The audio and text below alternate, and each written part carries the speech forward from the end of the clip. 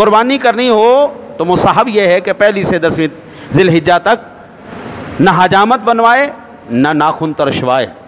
बतावे रद्दुल मुख्तार के अंदर यह मसला मौजूद है और ये मसला मैं हदीस पाक के हवाले से भी अर्ज़ कर चुका हूँ।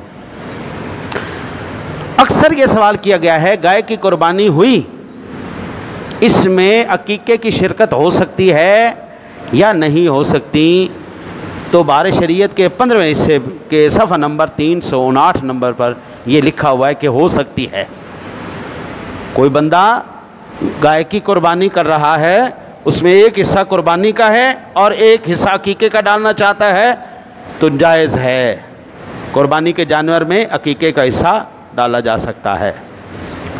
अकीके का जानवर उन्हीं शराइत के साथ होना चाहिए जैसा कुर्बानी के लिए होता है। इसका गोश्त फ़ुक़रा, अज़ीज़ व अक़ारिब, दोस्त अहबाब को कच्चा तकसीम कर दिया जाए या पका कर दिया जाए या उनको बतौर ज़ियाफ़त व दावत खिलाया जाए, ये सब सूरतें जायज़ हैं, किसी भी सूरत में आप कर सकते हैं। अच्छा जी, यहाँ पर एक और मसला, अक्सर साथी क्या करते हैं, वो है 2 बोटियाँ 3 बोटियाँ, एक पाव भी गोश्त नहीं होता, वो थोड़े घरों में तकसीम कर रहे होते हैं। वो अल्लाह के वली क्या कर रहे हो यार, वो कम अज़ कम एक घर में 4-5 अफराद तो होते ही होते हैं, किसी को देना है ना, अल्लाह के नाम पे देना है, तो यार इतना तो दो, एक वक्त की हांडी तो पके। भाई परात पूरी भर ली, 3-3 बोटियाँ 4-4 बोटियाँ सारे मोहल्ले में तकसीम की हैं, वो किसी खाते भी नहीं आई, किसको खिलाओगे? इतना दो, कम अज़ कम कोई एक वक्त की हांडी पकाए तो घर में आराम से हो जाए।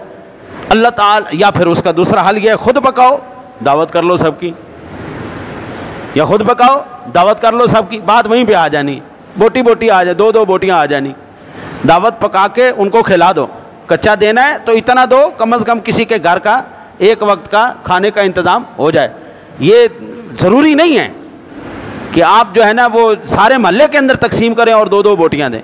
भाई 4 घरों को दे दो, लेकिन इतना दे दो, ज़्यादा आपको है दावत कर लो, वो उतना ही हो जाएगा। एक हुस्न मुआशरत भी हो जाएगी और दूसरा सिलसिला भी हो जाएगा। अच्छा जी।